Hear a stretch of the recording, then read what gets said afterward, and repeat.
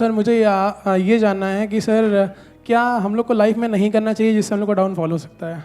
क्या नहीं ऐसा क्या है जो नहीं करना चाहिए? तो कितने चाहते हैं ये हो आज के सेशन का टॉपिक इंटरेस्टिंग है, बिकॉज आज से पहले मैंने ऐसा कभी कुछ सोचा भी नहीं है, ना ऐसा कभी कोई टॉपिक किया है कि ऐसा क्या है जो हमें लाइफ में नहीं करना चाहिए। चाहे आप मेल हो, चाहे फीमेल हो, चाहे जॉब करते हो, चाहे बिजनेस करते हो, चाहे स्टूडेंट हो, कोई भी हो, लाइफ में किसी भी स्टेज पर हो, ऐसा क्या है जो हमें नहीं करना चाहिए? हाँ, इनसे स्टार्ट करते हैं। सर मेरे हिसाब से किसी भी काम को, किसी भी बात को, किसी भी चीज़ को नहीं बोलना चाहिए, क्योंकि मैंने पर्सनल एक्सपीरियंस किया है, अगर हम पहले ही किसी काम को नहीं बोल देते हैं ना तो वो कभी सक्सेस होता ही नहीं है, और जितना भी आपके पास कॉन्फिडेंस हो आप उस चीज़ को कभी भी कर ही नहीं सकते। तो पहले नहीं बोलना नहीं सीखना चाहिए मेरे हिसाब से। Based upon our past experience हमारे माइंड में कुछ बैठ जाता है जिसको हम बहुत स्ट्रांगली पकड़ लेते हैं और अभी से पकड़ना शुरू कर देते हैं इसी एज से, यानी इस एज में हमारे माइंड में वो चीजें बैठने लग जाती हैं। बच्चों के माइंड में कुछ नहीं होता है, बच्चे बिल्कुल ब्लैंक स्लेट की तरह हैं, वहां पे ना हाँ लिखा हुआ है ना लिखा हुआ है, पर जैसे जैसे एज बढ़ती चली जाती है वो स्ट्रांग होता चला जाता है और उसी की वजह से फिर हमारे कॉन्फ्लिक्ट्स होने लग जाते हैं, उसी की वजह से सारी रिग्रेट्स आती है। क्योंकि होता क्या है, बड़ी जल्दी हम ना बोल देते हैं। हो सकता है कोई बहुत बड़ी अपॉर्चुनिटी आई हमारे सामने, डिसीजन लेना था, लेकिन सुनने से पहले ही सामने वाले बंदे की पूरी बात हमने पहले ही ना बोल दिया। नहीं। उसके बाद पूरी जिंदगी बैठ करके रो रहे हैं। अपने घर में आपने चीज़ों को ऑब्जर्व किया होगा, अपने दादा को, नाना को कभी ये डायलॉग कहते हुए सुना है कि उस टाइम पे मेरे को मौका मिला था, अगर मैंने वो कर लिया होता तो आज मैं पता नहीं कहाँ होता, उस टाइम पे ये घर ना लेके वो कोने वाला घर ले लिया होता तो मैं पता नहीं कहाँ होता। पूछो क्यों नहीं लिया? क्योंकि जैसी वो अपॉर्चुनिटी आई तो उन्होंने पहले ही, सुनने से पहले ही, समझने से पहले ही ना बोल दिया। किसी और ने हाँ बोल दिया, जिसने हाँ बोला वो आगे निकल गया, जिसने ना बोला वो पीछे रह गया। तो अपनी लाइफ में कभी भी ये हाँ और ना को स्ट्रांग मत होने दो। अगर आप मेरे भी सेशंस को ध्यान से कभी सुनोगे ना या ऑब्जर्व करोगे, आपको एक क्लियर स्टैंड नहीं मिलेगा। और इसमें वो लोग जिनका माइंड बिल्कुल ही कॉन्क्रीट है, पत्थर के जैसा है। माइंड ना दो तरीके के होते हैं, 90% से ज्यादा लोगों का जो माइंड है वो पत्थर के जैसा है, उसमें सब कुछ पहले से ही फिक्स्ड है और कुछ नया अंदर जाने के लिए जगह ही नहीं है। उस माइंड में जो पहले से फिक्स्ड है उससे मिलता जुलता कोई बंदा कोई बात करेगा, जैसे मैं कोई बात करूंगा तो कहेंगे हाँ बहुत बढ़िया बहुत बढ़िया बहुत बढ़िया, ये तो वैसे ही सोचता है बिल्कुल जैसे मैं सोचता हूं। और जैसे ही उससे अलग कोई थोड़ी सी बात करी जाएगी तो क्या होगा, गुस्सा आएगा, ये क्या बोल रहा है, ये सही नहीं। समझ गए क्या हो रहा है? इन माइंड्स को क्या कहो, पत्थर के जैसे माइंड है, सब रुका पड़ा है। दूसरे तरह का माइंड कौन सा होता है, जो एक नदी की तरह बह रहा है। जब तेजी से बहता है तो वहां पे कुछ भी पकड़ने के लिए नहीं है, आप कोई भी साइड नहीं ले सकते। और जैसे ही आप साइड नहीं लोगे तो लोगों को प्रॉब्लम होगी जिनका माइंड कॉन्क्रीट है। वो कहेंगे अच्छा आपने अपने इस सेशन में तो ये बोला था, इस सेशन में ये बोल रहे हो, तो क्या ये सही है या ये सही है? ये आती है प्रॉब्लम कई बार या नहीं आती है? तो भाई वो भी सही है, वो भी सही है, स्टैंड पॉइंट्स अलग अलग है। इस एंगल से देखोगे तो ये सही है, इस एंगल से देखोगे तो यही गलत है। सिक्के के एक तरफ से देखोगे, अगर लाइट इस तरफ से आ रही है तो उजाला है, सिक्के पर उजाला है, इधर से देखोगे तो क्या है, सिक्के पर अंधेरा है। तो अब आप कहोगे भैया क्लियर बात क्यों नहीं करते, सिक्के पर उजाला है या सिक्के पर अंधेरा है, सिक्का हेड है या सिक्का टेल है, क्लियर बोलो ना। ये दो बातें क्या करते हो, सिक्का हेड भी है टेल भी, ऐसा कैसे हो सकता है? समझे? तो हो सकता है पास्ट में आपको किसी बंदे के साथ में कोई खराब एक्सपीरियंस हुआ, तो फ्यूचर में जिससे भी आप मिलने वाले हो सकता है वो भी गड़बड़ हो सकता है ना हो। Let me find out. तो फिर क्या होगा, जैसे आप बोलते हो लेट मी फाइंड आउट, आप धीरे धीरे आगे बढ़ने लग जाते हो। आप एकदम से ना बोलते हो, ना जल्दीबाजी में हां बोलते हो, और ये बड़ी कमाल की स्टेट होती है। Let me explore, let me find out. अब आपके अंदर पेशेंस आ गया है। लोगों के अंदर पेशेंस ही नहीं है, बड़ी जल्दी तैयार बैठे पड़े हैं अपना जजमेंट पास करने के लिए। कहीं भी जरा सा कुछ हो जाता है, बड़ी जल्दी जजमेंट पास नहीं करते हो कि उसने बहुत गलत किया। आपको पता भी है उसने क्या किया है, क्यों किया है, आपको पता भी है उसने किया भी है या नहीं किया है। नहीं, बस जजमेंट हमारा तैयार है।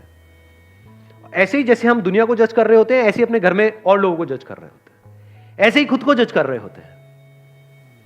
करते हैं नहीं करते हैं?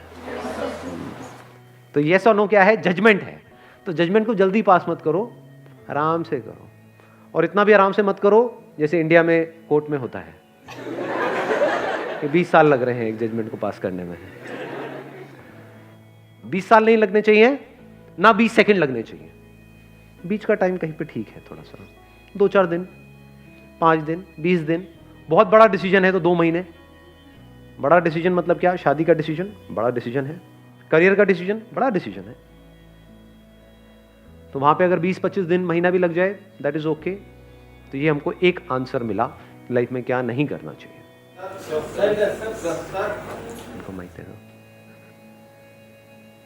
एक्चुअली सर मेरे को लगता है कि हमें हमारे ऊपर पर्सनली सेल्फ डाउट नहीं होना चाहिए कोई भी काम करने से पहले। अगर हमने अपने आप पे डाउट करना शुरू कर दिया, फिर हम कुछ भी करेंगे, लाइक अगर मैं यहाँ स्टैंड करूँगी फिर मेरे को लगेगा मैं खड़ी हो रही, मैं कहीं गिर तो नहीं जाऊँगी। सो मुझे लग रहा है कि वो डाउट नहीं करना चाहिए अपने आप पे। हमें अपने ऊपर डाउट होने लग जाता है कि मैं ये कर भी पाऊंगा या नहीं कर पाऊंगा। तो अब ये बड़ा अच्छा पॉइंट है, ये ख़त्म कैसे हो?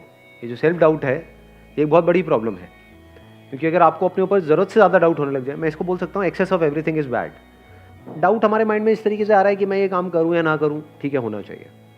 मैं इस बंदे पे ट्रस्ट करूँ या ना करूँ, होना चाहिए। कोई बंदा आकर के बोल रहा है कि हाँ मेरे को पैसा दे दे, 1 साल में तेरा डबल करवा दूंगा, तो वहाँ पे डाउट होना चाहिए कि ये बंदा फ्रॉड है। तो अब अगर ये सेल्फ डाउट आपको हेल्प कर रहा है तब तो बहुत बढ़िया है। अगर इस सेल्फ डाउट की वजह से आप अटक गए हो लाइफ में, ये सेल्फ डाउट इतना ज्यादा बढ़ गया है कि आपने अपने हथियार ही डाल दिए हैं, कि आप कह रहे हो कि नहीं अब तो कुछ हो ही नहीं सकता, मैं तो कुछ कर ही नहीं सकती, मैं तो कुछ कर ही नहीं सकता, मेरे तो कुछ बस का ही नहीं। हाँ वो सब कुछ कर सकता है, वो अलग मिट्टी का बना हुआ है, मैं नहीं कर सकता। ये आने लग जाता है, नहीं आता है। इससे कैसे बचे? अंदर तक आपको ये पता होना चाहिए, अंदर तक, कि आप में, मुझ में, किसी में भी कोई फर्क नहीं है। Brain is brain, body is body, brain is not your brain और माई ब्रेन। इस सच को देख पा रहे हो? सिर्फ ब्रेन में जो इंफॉर्मेशन पड़ी है वो अलग अलग है, बट जो ब्रेन है, जिस तरह से ब्रेन काम कर रही है, दैट इज सेम। उसमें इंफॉर्मेशन अलग अलग है। तो हार्डवेयर इज सेम, आंखें सेम है, शेप अलग अलग हो सकती है, बट जिस तरह से वो काम कर रही है, जैसे 2 कैमरास हैं अलग अलग कंपनीज के, तो बाहर से दिखने में अलग अलग हो सकते हैं, ब्रांड अलग अलग हो सकता है, पर जिस तरह से वो काम कर रहा है वो सेम है। जिस तरह से लाइट पड़ती है, मिरर पे जाती है, ये होता है, रिफ्लेक्ट करता है, फिर वो इमेज को कैप्चर करता है, वो सेम है, वो अलग अलग नहीं है। ऐसे ही जब इस सच को आप देख लेते हो, यू, मी और anybody, we as in humans, we are all same. Your brain is not similar to Einstein's brain, it is same. तो एक एनर्जी आती है अंदर से। अब अपने आप को अंडर एस्टिमेट करते हो ना ओवर एस्टिमेट करते हो, क्योंकि ओवर एस्टिमेट भी जो खच्चर करते हैं उनके भी माइंड में ये बैठा होता है कि मेरी ब्रेन तो पता नहीं क्या है, आई एम तो जीनियस। वो भी खच्चर है, जीनियस खच्चर है वो। हाँ। और एक है जो बेवकूफ खच्चर है, वो क्या कह रहा है कि नहीं नहीं मेरी ब्रेन में ही कुछ कमी है, नहीं मेरे में कुछ कमी है। मेरे में मतलब क्या? अलग तरह की इंफॉर्मेशन अंदर डाल दो, वो अलग तरह से काम करने लग जाएगी ब्रेन। सिंपल है।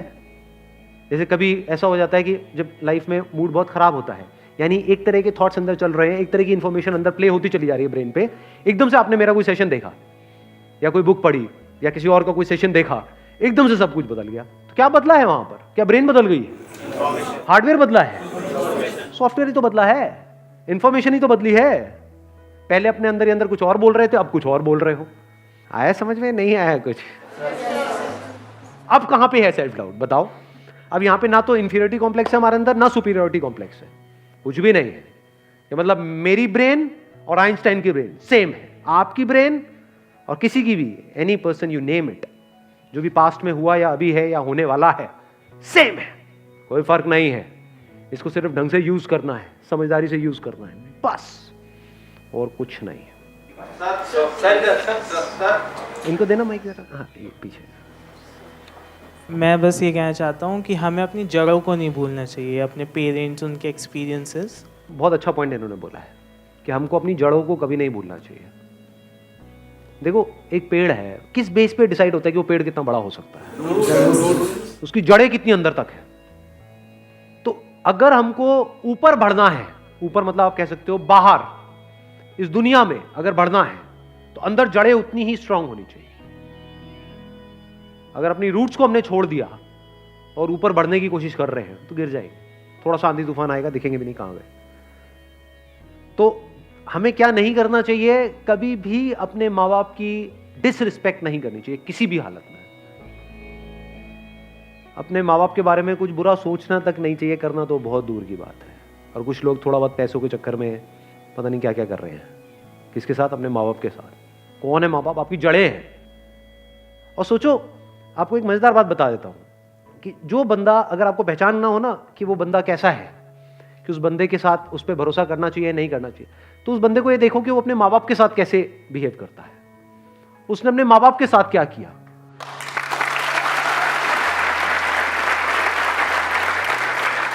क्योंकि जो बंदा अपने माँ बाप का सगा नहीं हुआ, अपने भाई बहन का सगा नहीं हुआ, वो किसका सगा होगा? उस पर क्या भरोसा करोगे? वक्त आने पे वो आपको भी काटेगा। जिसने अपनी जड़ें काट दी, उसके लिए और दूसरा पेड़ कहां मैटर करता है? आप तो दूसरे हो ना। जिसने अपने को नहीं छोड़ा वो आपको क्या छोड़ेगा? तो इसको हमेशा याद रखना है। हैविंग सेड दैट, इसका मतलब ये नहीं है कि आप उनकी हर बात से एग्री करो। नहीं, ओपिनियन अलग अलग हो सकते हैं। डिसीजंस के बेस पे लड़ाई हो सकती है कि मेरा डिसीजन ये है, आपका डिसीजन ये है, मैं ये चाहता हूं, आप ये चाहते हो। उसमें लड़ाई हो सकती है और वहां पे करनी भी चाहिए। ये नहीं कि जो वो कह रहे हैं हर बात पे हम एग्री कर जाए। ऐसा नहीं होना चाहिए। फिर तो आपकी अपनी आइडेंटिटी ही क्या रही? कुछ भी नहीं है। वो बोलते रहेंगे, आप करते रहोगे। तो रिस्पेक्ट अलग चीज है और डिफरेंस ऑफ ओपिनियन अलग चीज है। तो इसको मिक्स मत करना। बिकॉज मेरे को पता है मेरी ये बात सुनते ही लोग क्या बोलेंगे कि हाँ, मेरे माँ बाप, अब आप जो कहोगे मैं वही करूंगा। वो कहेंगे बढ़िया है, यही तो हमें चाहिए था। ऐसे ही तो चाहिए हमें कि बेटा चल, अब तुझे ये करना है, तुझे ये करना है, तुझे ये करना है, इतने बजे उठना है, इतने बजे सोना है, इतने बजे यहाँ जाना है, वहां जाना है, ये होगा वो होगा, ये सारा कुछ। तुमसे लड़ लो। जहां पे अपनापन होता है वहीं पे लड़ाई होती है। अनजान से कौन लड़ता है कभी यहाँ पे अनजान में आपस में कभी कोई लड़ाई हुई है आकर के? तू मुझे पसंद नहीं है, भाड़ किया किसी ने ऐसा आपस में? हाँ, नहीं किया। क्यों नहीं किया? क्योंकि अनजान है। क्या अपने अपने घर चले जाना है सबको इस सेशन के बाद में? किससे किसको क्या लेना देना है? अपनों से ही तो लड़ाई होती है, अपनी बीवी से, अपने पति से, अपने माँ बाप से। तो लड़ो, लड़ने में कोई बुराई नहीं है। अपनेपन से लड़ो। ऐसे लड़ो कि भाई लड़ेंगे, मरेंगे, कटेंगे, जो मर्जी करेंगे, अलग नहीं हो, रहेंगे साथ में।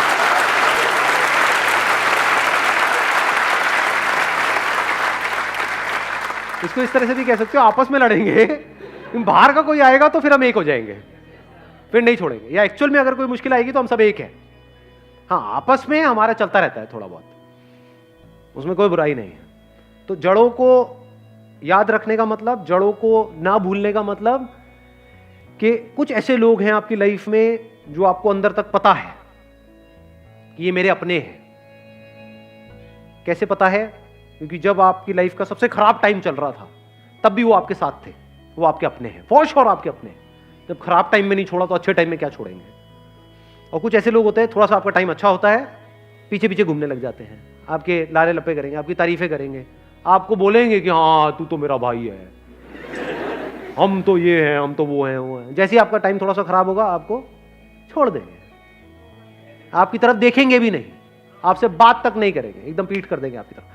तो आप पहचान सकते हो ऐसे लोगों को। कुछ ऐसे लोग थे आपकी लाइफ में जब आप कुछ भी नहीं थे, या ये कह लो खराब टाइम चल रहा था, तब भी वो आपके साथ में थे। तो ये आपके अपने हैं। दुनिया इधर की उधर हो जाए, इनको नहीं छोड़ना है। चाहे घर अलग अलग हो जाए, देखना, इसको भी ध्यान से समझ लेना। इसका मतलब ये नहीं है कि हाँ एक ही घर में रहेंगे जी, अब तो सास बहू आपस में एक दूसरे का गला काट रही है लेकिन रहेंगे हम एक साथ ही, ये नहीं कह रहा हूं मैं। चाहे घर अलग अलग हो जाए, यानी फ्लोर अलग अलग हो जाए, अपार्टमेंट अलग अलग हो जाए, आप यहां रहते हो वो वहां रहते हैं, या दूर भी रहते हैं, आप दिल्ली में रहते हो वो बॉम्बे में रहते हैं, दैट्स ओके। लेकिन दिल से हम एक है जी, मरते दम तक हम अलग नहीं हो सकते। That must be very clear. जिसके माइंड में ये क्लियर है उसकी जड़ें पक्की है। Wish you all the very best. Thank you so much for coming.